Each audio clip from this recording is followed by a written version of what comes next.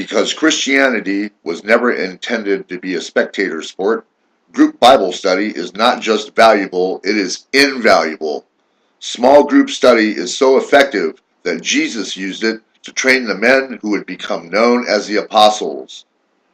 Luke chapter 6 verses 12 tells us, "And it came to pass in those days that he went out into a mountain to pray, and continued all night in prayer to God."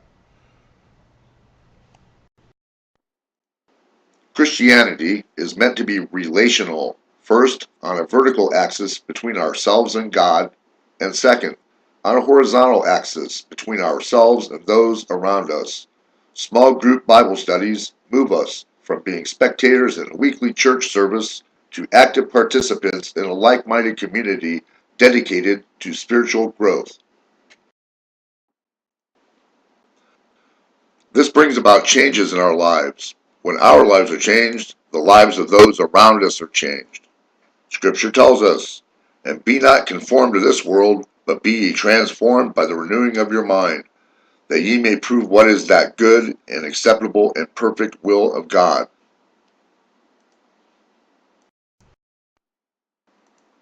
Relationships don't just happen, and we all need a cadre of friends to help weather the storms of life.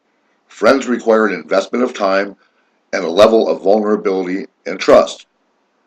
Consider how we may spur one another on toward love and good deeds, not giving up meeting together, as some are in the habit of doing, but encouraging one another. Where better to accomplish this than in a group Bible study setting? A group Bible study can be a place to celebrate life's victories, get prayer support, be encouraged in tough times, and keep ourselves accountable in our personal growth. Group Bible studies offer a structured time to focus on topics that address our needs or interests. They offer an enlivening arena to help carry us from Sunday to Sunday, and a safe place to work out the challenges we face.